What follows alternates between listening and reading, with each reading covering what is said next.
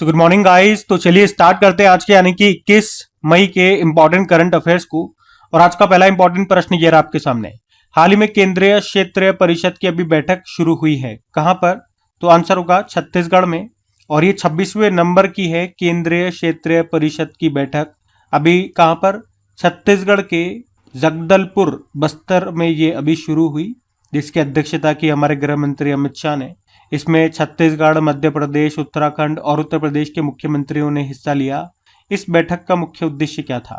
राज्यों के बीच आपसी सहयोग बढ़ाना, सुरक्षा और विकास के मुद्दों पर चर्चा करना, नक्सलवाद खत्म करने की रणनीति पर काम करना और केंद्र और राज्यों के बीच बेहतर तालमेल बनाना। केंद्रीय क्षेत्रीय परिषद क्या होता है? ये राज्यों के बीच मिलकर काम करने और समस्याओं का समाधान निकालने के लिए बनाई गई एक व्यवस्था है। इसमें अलग अलग राज्यों के मुख्यमंत्री और केंद्र सरकार के मंत्री मिलकर चर्चा करते हैं। और अभी इसकी 26वीं बैठक हुई, याद रखना कहां पर? छत्तीसगढ़ में। अब इसी तरह से कुछ और बैठकें और समिट्स, सम्मेलन में आपको रिवाइज कराता हूं। एक तो याद रखना जलवायु परिवर्तन सम्मेलन कोप 30 जो 2025 में हुआ था बेलम ब्राजील में। अब कोप 31 होगा 2026 में एंटालिया तुर्की में। और फिर अगले साल 2027 में कोप 32 होगा एडिस अबाबा इथोपिया में। अभी 10वां राष्ट्रीय स्वास्थ्य शिखर सम्मेलन हुआ चंडीगढ़ में। नॉर्थ टेक सिंपोजियम 2026 हुआ प्रयागराज यूपी में। सेंटा मार्टा क्लाइमेट कॉन्फ्रेंस 2026 हुआ कोलंबिया में। पहला इंटरनेशनल बिग कैट अलायंस शिखर सम्मेलन का आयोजन होगा नई दिल्ली में। मेंटेनेंस कमांडर्स कॉन्क्लेव 2026 का आयोजन इंडियन एयरफोर्स ने किया नागपुर में। संयुक्त कमांडरों के सम्मेलन का दूसरा संस्करण हुआ जयपुर में। किम्बरली प्रोसेस इंटरनेशनल मीटिंग 2026 हुआ मुंबई में। 10वां हिंद महासागर संवाद, इसका आयोजन नई दिल्ली में हुआ। विश्व स्वास्थ्य सम्मेलन की अभी 79 नंबर की बैठक हुई थी जेनेवा स्विट्जरलैंड में। और अभी तीसरा भारत नॉर्डिक शिखर सम्मेलन कहाँ हुआ? नॉर्वे की कैपिटल ऑस्लो में। ठीक है, तो ये सारे ध्यान में रखना पॉइंट्स। अगला प्रश्न देखते हैं। फिर अगले में पूछ रहे हैं, हाल ही में भारत में आयोजित एशियाई भारोत्तोलन चैंपियनशिप 2026 में किसने सर्वाधिक पदक जीते? तो आंसर होगा चाइना ने। एशियन वेटलिफ्टिंग चैंपियनशिप 2026 की हम बात कर रहे हैं, जो भी 9 से लेकर 17 मई तक हुआ था, गुजरात के गांधीनगर में हुआ था। और आपको बता दूं ये हमारे लिए इंपॉर्टेंट क्यों है, क्योंकि भारत ने इसकी मेजबानी लगभग 44 वर्षों के बाद की है। आखिरी बार भारत ने 1982 में इस प्रतियोगिता को होस्ट किया था, उसके बाद अब कर रहा है। और पूरी मेडल टेनी आप देख सकते हो। पहले टॉप पे चाइना है। मेडल आप देखना चाहो तो 21 गोल्ड है, सिल्वर 12 है, ब्रोंज 8 है, टोटल 41 मेडल है। भारत देखो, भारत कहां पर है? भारत 11वें स्थान पर है। गोल्ड एक भी नहीं है, एक सिल्वर है और 9 ब्रोंज है, टोटल 10 मेडल है। अब ये जो एक मात्र हमारे पास आया सिल्वर, ये कौन लेकर के आई है? तो ज्ञानेश्वरी यादव, महिलाओं की 53 किलोग्राम स्नैच स्पर्धा में ये सिल्वर लेकर के आई है। ठीक है, ये ध्यान रखना है। अच्छा, वेटलिफ्टिंग से 2-4 प्रश्न मैं आपको करवाता हूं। एक तो वर्ल्ड वेटलिफ्टिंग चैंपियनशिप 2025 में हुआ था, कहां पे हुआ था? नॉर्वे में हुआ था। और अभी हमने पढ़ा दक्षिण एशियाई भारोत्तोलन महासंघ यानी कि साउथ एशियन वेटलिफ्टिंग फेडरेशन के नए अध्यक्ष बने सहदेव यादव, इनका नाम है। और वैसे इंटरनेशनल वेटलिफ्टिंग फेडरेशन का मुख्यालय लुज़ेन स्विट्जरलैंड में आपको मिलेगा। अच्छा, वेटलिफ्टिंग से एक प्रश्न आपको याद आएगा कि ओलंपिक में पदक लाने वाली जो पहली भारतीय महिला थी वो कर्णम मल्लेश्वरी थी, जो कि एक वेटलिफ्टर थी। सन 2000 में जो सिडनी ओलंपिक हुआ था, वहां पे वो मेडल लेकर के आई थी, ब्रोंज मेडल। लेकिन अगर आपसे पूछते हैं कि ओलंपिक में पदक लाने वाले पहले भारतीय कौन थे, तो वो केडी जाधव थे। वो एक पहलवान थे। 1952 के हेलसिंकी ओलंपिक में उन्होंने ब्रोंज जीता था। ठीक है, तो ध्यान रखना ये। अगला प्रश्न देखते हैं। फिर अगले में क्या पूछ रहे हैं कि अभी देश का तीसरा NIFTEM ये कहां पर स्थापित होगा? अच्छा, NIFTEM मतलब national institute of food technology entrepreneurship and management. तो ये स्थापित होगा बिहार में। तो अभी बिहार सरकार ने वैशाली जिले के हाजीपुर में देश का ये तीसरा national institute of food technology entrepreneurship and management खोलने की मंजूरी दे दी है। इसके लिए 100 एकड़ जमीन दी जाएगी। अब ये है क्या, इसकी बात कर ले भैया, ये है क्या? तो ये एक बड़ा सरकारी संस्थान है जो फूड टेक्नोलॉजी यानी कि खाद्य प्रसंस्करण की पढ़ाई यहाँ पर होती है, रिसर्च की जाती है, युवाओं को ट्रेनिंग दी जाती है, नए फूड बिजनेसेस शुरू करने की जानकारी यहाँ पर दी जाती है। ये संस्थान भारत सरकार के खाद्य प्रसंस्करण उद्योग मंत्रालय के अंतर्गत आता है। अब ये भारत में खुलेगा, इस तरह का ये भारत का तीसरा होगा जो बिहार में खुलेगा। तो इससे बिहार को भी कई फायदे होंगे, जैसे कि युवाओं को रोजगार मिलेगा, किसानों को फायदा होगा क्योंकि फलों की, सब्जियों की और अनाज की प्रोसेसिंग होगी, तो वैल्यू एडिशन होगा। यानी कि जैसे कि टमाटर से क्या बन सकता है, सॉस बन सकता है, दूध से पनीर बन जाएगा, मक्के से पैकेज फूड बन जाएंगे, और इस तरह से जो भी आइटम आएगा वो किसानों से ही आएगा, तो किसानों को ओवरऑल फायदा होने वाला है, अच्छे दाम मिलेंगे उनको। इससे बिहार में उद्योग सेक्टर बढ़ेगा, फूड फैक्ट्री, कोल्ड स्टोरेज और पैकेजिंग उद्योग बढ़ेंगे, इससे राज्य की अर्थव्यवस्था मजबूत। अब आप कहोगे कि यह इस तरह का देश का तीसरा है, तो इससे पहले के दो कहां पर खुले थे? तो पहला वाला कुंडली हरियाणा में खुला था और दूसरा वाला तमिलनाडु के तंजावुर में खुला था। अब खुला है ये बिहार में। अब बिहार में खुला है तो बिहार ले चलते हैं आपको, ये रहा मैप में बिहार। कैपिटल पटना हो गई, मुख्यमंत्री हैं सम्राट चौधरी, गवर्नर कौन है? सैयद अता हसनैन। कुछ प्रश्न देख ले यहाँ से। तो बिहार में एक नई पुलिस यूनिट अभिया ब्रिगेड को लॉन्च किया गया था, जिसका उद्देश्य है बिहार में महिला, वुमेन और गर्ल्स स्टूडेंट की सिक्योरिटी करना। बिहार सरकार ने कक्षा 9 से 12 तक के सरकारी स्कूल के छात्रों के लिए मुख्यमंत्री भारत दर्शन योजना शुरू की। उसके अलावा आईआईटी पटना में परम रुद्र सुपर कंप्यूटर को शुरू किया गया, और इस तरह से ये बिहार का पहला सुपर कंप्यूटर भी है। Doctor APJ Abdul Kalam science city कहां पर खुला है? पटना, बिहार में। और आईएसओ प्रमाणन प्राप्त करने वाला भारत का पहला राज्य शिक्षा बोर्ड कौन सा बन गया? तो आंसर होगा Bihar, Bihar school examination board. Nitin Nabin Patna Bihar से हैं, बीजेपी के सबसे युवा राष्ट्रीय अध्यक्ष बने, और वैसे ये 12वें नंबर के राष्ट्रीय अध्यक्ष बने। और वैसे अभी बिहार ने खुद को नक्सली मुक्त राज्य भी घोषित कर लिया है। तो ये सब बातें हमें बिहार से ध्यान रखनी है। अगला प्रश्न देखते हैं। फिर अगले में पूछ रहे हैं, हाल ही में भारतीय वायुसेना की पहली महिला कैट अ फ्लाइंग इंस्ट्रक्टर कौन बनी है? तो आंसर होगा सान्या। तो इंडियन एयरफोर्स में स्क्वाड्रन लीडर सान्या ने एक बड़ी उपलब्धि हासिल की है। वे भारतीय वायुसेना की पहली महिला अधिकारी बन गई हैं जिन्होंने सबसे ऊंची श्रेणी की cat A qualified flying instructor योग्यता प्राप्त की है। और फ्लाइंग इंस्ट्रक्टर क्या होता है? ये वो अधिकारी होता है जो नए पायलटों को विमान उड़ाना सिखाता है। वायुसेना में प्रशिक्षकों की अलग अलग श्रेणियां होती है, जैसे कि कैटेगरी सी, कैटेगरी बी और सबसे ऊंची कैटेगरी ए। तो कैटेगरी ए के जो प्रशिक्षक हैं वो इतने अनुभवी होते हैं कि वो केवल पायलटों को ही नहीं बल्कि दूसरे प्रशिक्षकों को भी ट्रेन कर सकते हैं। बाकी स्क्वाड्रन लीडर सान्या अब उन चुनिंदा श्रेष्ठ प्रशिक्षकों में शामिल हो गई है जो युवा लड़ाकू पायलटों को उन्नत उड़ान कौशल सिखाती है। सान्या को 2015 में वायुसेना में कमीशन किया गया था और बाद में उन्होंने फ्लाइट लेफ्टिनेंट और फिर स्क्वाड्रन लीडर ये बन गई हैं। इसी तरह से कुछ और मैं आपको आर्मी में महिलाओं के नाम जो न्यूज में रहे वो बताता हूँ। जैसे कि इंडियन मिलिट्री एकेडमी जो है देहरादून उत्तराखंड में, वहां के 93 साल के इतिहास में पास होने वाली पहली महिला अधिकारी बनी साई जादव, महाराष्ट्र से हैं ये। भारतीय वायुसेना की जगुआर स्क्वाड्रन की पहली महिला पायलट बनी तनुष्का सिंह। और भारतीय नौसेना की पहली महिला फाइटर पायलट बनी आस्था पुनिया। भारतीय नौसेना की पहली महिला फ्लाइटर इंस्ट्रक्टर बनी है कौन? दिव्या शर्मा।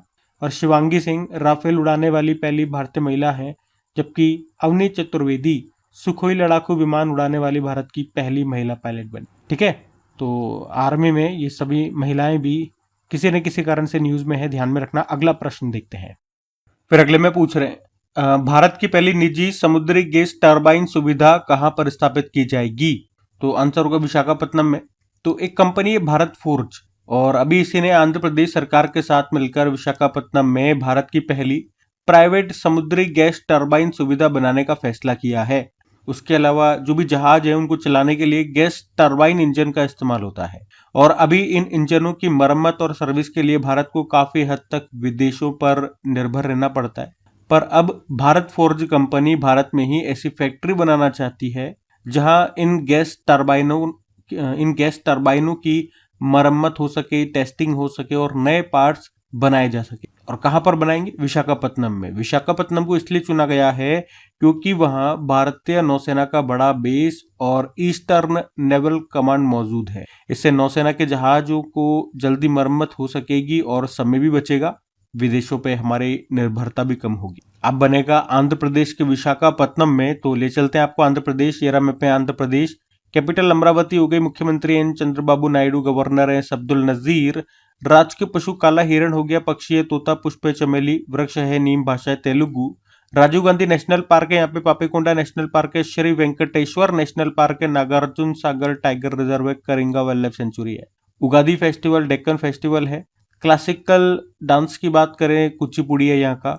नागार्जुन सागर बांध है यहाँ पे कृष्णा नदी पर, श्रीशैलम बांध है कृष्णा नदी पर, और पोलावरम बांध है गोदावरी नदी पे। पुलिकट लेक है यहाँ पे, कोल्लेरू लेक है यहाँ पर। अब कुछ करंट अफेयर्स के प्रश्न भी दिखाएं आपको, रिवाइज कराएं आंध्र प्रदेश से। तो आपको याद है भारत सरकार ये विशाखापत्तनम में ही एक high energy proton accelerator system स्थापित करेगी। पहला आदिवासी बाजरा आधारित भोजन मेन्यू अराकू कोनी को अराकू घाटी आंध्र प्रदेश में लॉन्च किया गया था। आंध्र प्रदेश के अमरावती में भारत की पहली क्वांटम कंप्यूटर वैली की आधारशिला रखी गई। पुट्टेश्वरी रामुलु जी की 58 फीट ऊंची प्रतिमा स्थापित की गई अमरावती में, और इस स्टेचू का नाम है स्टेचू ऑफ सेक्रीफाइस। और भाषाई आधार पर बनने वाला पहला जो राज्य आंध्र प्रदेश है। दिव्यांग शक्ति योजना यहाँ पर शुरू हुई थी दिव्यांगों के लिए, जिसमें इनको फ्री बस यात्रा मिलेगी। आंध्र प्रदेश भारत का पहला राज्य बना जिसे प्रमाण सर्टिफिकेट मिला। किस शहर में भारत का पहला क्वांटम कंप्यूटर लॉन्च किया गया? तो आंसर होगा अमरावती आंध्र प्रदेश में। भारत की पहली क्वांटम वैली ये आंध्र प्रदेश की राजधानी अमरावती में स्थापित की जा रही है। गूगल क्लाउड एआई हब की आधारशिला कहाँ पर रखी गई? विशाखापत्तनम में। आंध्र प्रदेश सरकार ने भारत का पहला मशरूम मिशन शुरू किया था। और आंध्र प्रदेश के गुंटूर नगर निगम को ऑस्ट्रेलिया में जेम अवार्ड 2026 से सम्मानित किया गया। आंध्र प्रदेश के जो मुख्यमंत्री हैं एन चंद्रबाबू नायडू, उनको business reformer of the year 2025 award मिला। अमरावती हाईकोर्ट की पहली महिला चीफ जस्टिस बनी लीसा गिल। आंध्र प्रदेश के कुर्नूल जिले में जोन्नागिरी नाम की सोने की खान शुरू हो रही है। उसके अलावा आंध्र प्रदेश के मुख्यमंत्री एन चंद्रबाबू नायडू ने 14 अप्रैल 2026 को आंध्र प्रदेश में भारत के पहले स्वदेशी क्वांटम कंप्यूटिंग टेस्ट सेंटर को शुरू किया। और आंध्र प्रदेश के पुट्टपर्ती में core integration and flight testing centre की आधारशिला भी रखी गई। ठीक है, तो आंध्र प्रदेश से ये सारे करंट अफेयर्स हैं आपके इंपॉर्टेंट, ध्यान में रखना। अगला प्रश्न देखते हैं। फिर अगले प्रश्न में पूछ रहे हैं कि अभी हाल ही में केंद्रीय सूचना आयोग ने किसे आरटीआई एक्ट के दायरे से बाहर रखने का आदेश दिया है? तो आंसर होगा बीसीसीआई। तो केंद्रीय सूचना आयोग यानी कि सेंट्रल इंफॉर्मेशन कमीशन, अभी इन्होंने कहा कि भैया, मतलब इन्होंने कहा कि जो बीसीसीआई है, board of control for cricket in India, इस पर आरटीआई कानून लागू नहीं हो। एक्चुअली में आरटीआई कानून सिर्फ उन्हीं संस्थाओं पर लागू होता है जो सरकार से चलती है या जिन्हें सरकार से पैसा मिलता है। और इन्होंने कहा कि जो बीसीसीआई है, इसको सरकार से सीधी आर्थिक मदद नहीं मिलती, इसीलिए इसे सार्वजनिक संस्था नहीं माना जा सकता। इसका मतलब ये हो गया कि अब कोई भी व्यक्ति आरटीआई लगाकर बीसीसीआई से सीधे जानकारी नहीं मांग सकता। ये जो बीसीसीआई है ना, इसे सरकार से मदद नहीं मिलती, ये अपनी कमाई खुद से करता है। इसके बाद बहुत सारा ऑप्शन है, जैसे आईपीएल के मीडिया राइट्स हैं, स्पॉन्सरशिप है, मैचों की कमाई इसके पास आ जाती है। इसीलिए आयोग ने माना है कि बीसीसीआई को आरटीआई के दायरे में नहीं लाया जा सकता। और इसी ने पहले क्या बताया था आपको बताऊं, इसी ने 2018 में कहा था कि बीसीसीआई आरटीआई के तहत आएगा, और अब कह दिया कि नहीं आएगा, मतलब अपना फैसला बदल दिया इसने। अच्छा, आरटीआई एक्ट 2005 क्या? आरटीआई मतलब राइट टू इन्फॉर्मेशन, ये एक्ट है 2005 का, जिसमें इन्होंने कहा कि ये एक ऐसा कानून है जो नागरिकों को सरकारी विभागों से जानकारी मांगने का अधिकार देता है। मतलब आप किसी भी सरकारी योजना का खर्च जान सकते हो, भर्ती प्रक्रिया जान सकते हो, सरकारी फैसलों की जानकारी आप ले सकते हो। बाकी बीसीसीआई की बात करें, board of control for cricket in India, स्थापना होती है 1928 में। हेडक्वार्टर मुंबई में हो जाएगा। सचिव देवजीत सेकिया और प्रेसिडेंट अभी मिथुन मानस बने थे, नए बने थे। अच्छा, बीसीसीआई के पहले प्रेसिडेंट का नाम एक बार एग्जाम में आ चुका है, आर.ई. ग्रांट गोवन इनका नाम है। और अभी इसने जो अवार्ड्स दिए थे वो मैं आपको बताऊं तो colonel CK Naidu lifetime achievement award ये दो जनों को दिया, रोजर बेन्नी और राहुल द्रविड़ को। जबकि लाला अमरनाथ पुरस्कार जो सर्वश्रेष्ठ ऑलराउंडर होते हैं उनको दिया जाता है, ये दिया गया आयुष महात्रे को, मुंबई के युवा क्रिकेटर है। पॉली उम्ब्रिगर अवार्ड सर्वश्रेष्ठ अंतरराष्ट्रीय पुरुष क्रिकेटर को दिया जाता है, शुभमन गिल को दिया गया। बाकी बेस्ट इंटरनेशनल क्रिकेटर का अवार्ड जो महिलाओं में दिया गया स्मृति मंदाना को। BCCI life time achievement award दिया गया किस महिला को? मिताली राज को। ठीक है, ध्यान रखना 2026 के, इसलिए मैंने आपको रिवाइज करा दिए। अगला प्रश्न हम देखते हैं। फिर अगले में पूछ रहे हैं अभी हाल ही में राष्ट्रीय आतंकवाद विरोधी दिवस कब मनाया जाता है? तो आंसर हो जाएगा इसका 21 मई को। तो हर साल 21 मई को भारत में नेशनल एंटी टेररिज्म डे के रूप में मनाया जाता है। और ये दिन भारत के जो पूर्व प्रधानमंत्री थे राजीव गांधी, उनकी डेथ एनिवर्सरी पर मनाया जाता है। पहली बार ये दिन 1992 में मनाया गया था। इस बार की थीम भी है oppose terrorism, promote peace, harmony and national unity.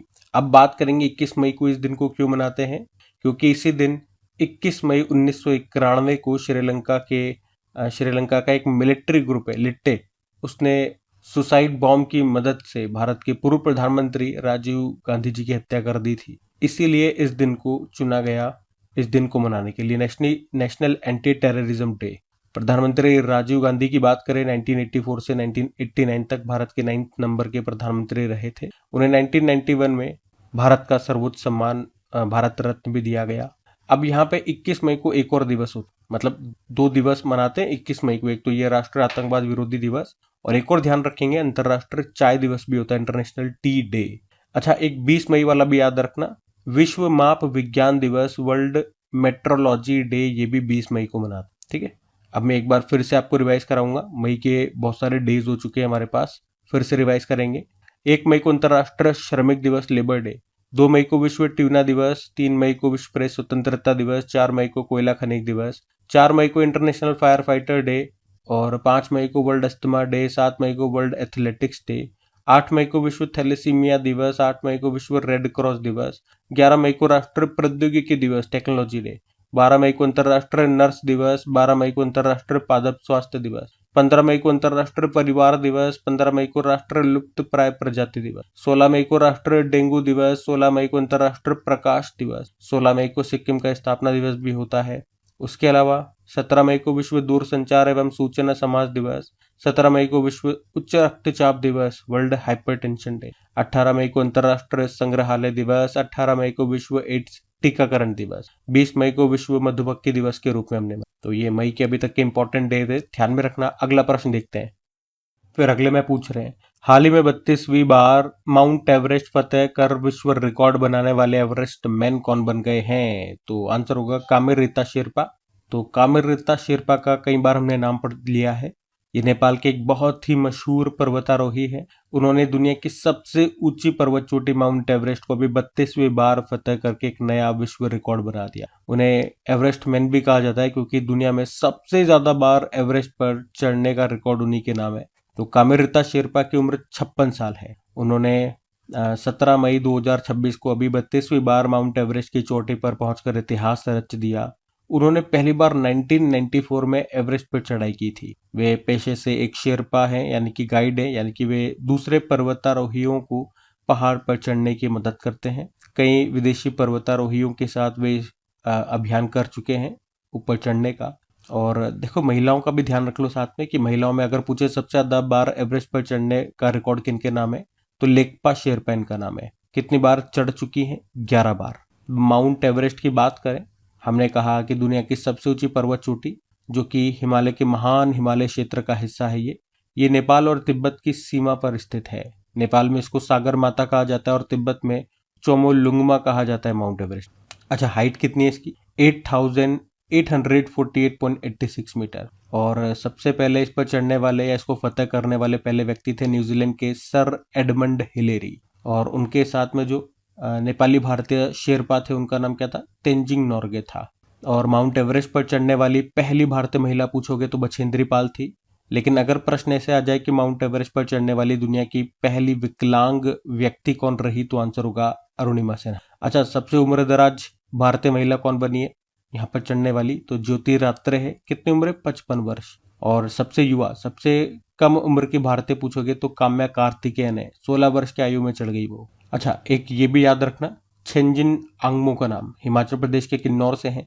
Way mount Everest पर चढ़ने वाली भारत की पहली और दुनिया की 5वीं दृष्टिबाधित पर्वतारोही बनी थी। दिखाई नहीं देता, फिर भी वो यहाँ पर चढ़ गई। और उत्तर प्रदेश के रहने वाली जो दिव्या सिंह है, इन्होंने नेपाल की राजधानी काठमांडू से एवरेस्ट बेस कैंप तक साइकिल चलाकर पहुंचने का रिकॉर्ड बनाया था। मतलब ऐसा करने वाली वो भारत की पहली महिला बनी। ठीक है, तो ये सारी बातें ध्यान में रखेंगे। अगला प्रश्न देखते हैं।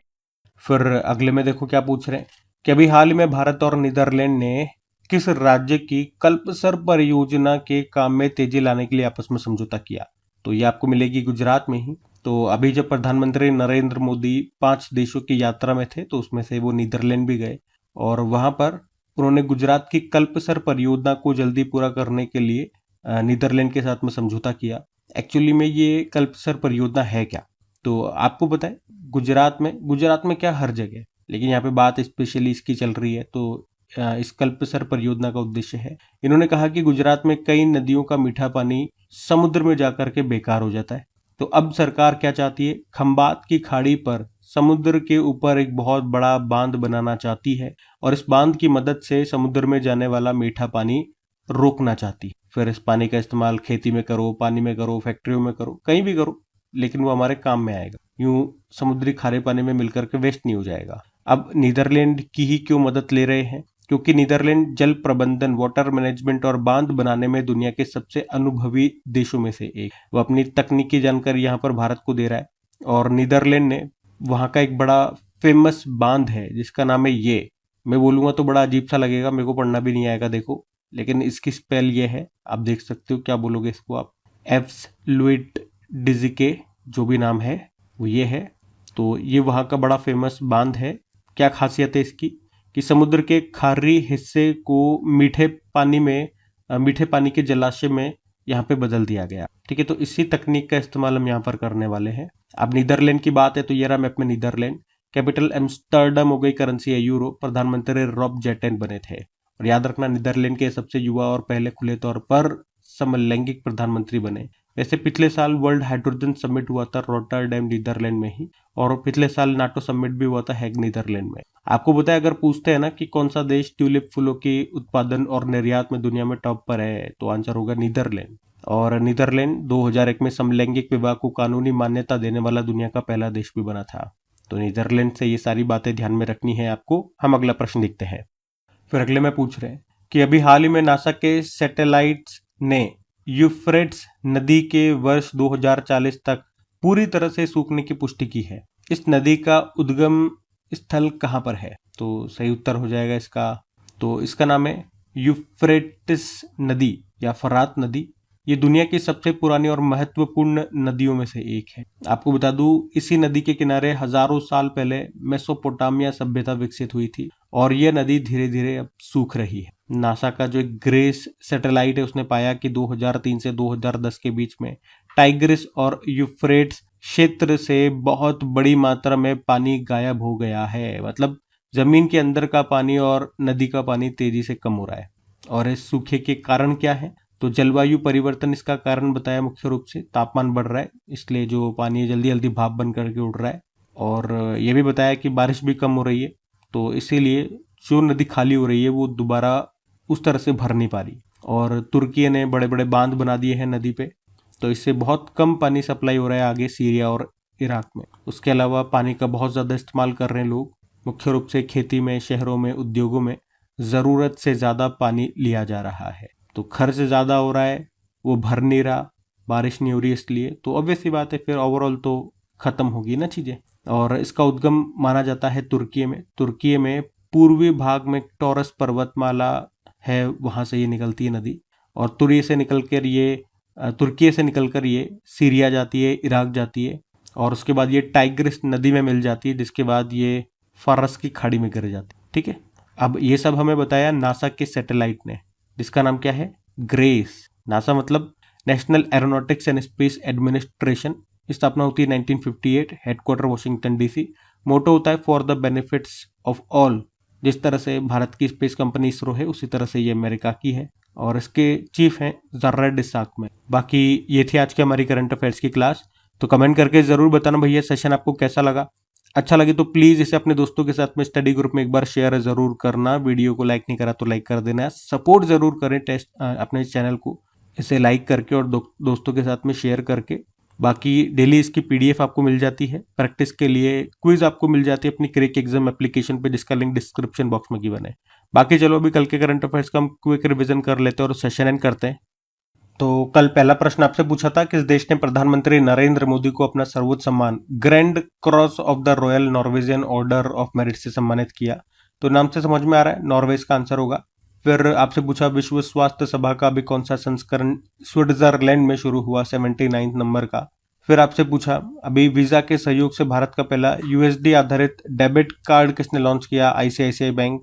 फिर पूछ रहे हैं कि देश का पहला मानव हाथी संघर्ष अनुसंधान केंद्र स्थापित करने की घोषणा भी किसने की है, तो इसका उत्तर होगा झारखंड। और भारतीय नौसेना ने कहा नौसेना सेलिंग नोड का उद्घाटन किया? तो आंसर होगा भोपाल में। फिर पूछा राजस्थान के पहले सेमीकंडक्टर क्लस्टर का उद्घाटन किया गया अभी भिवाड़ी में।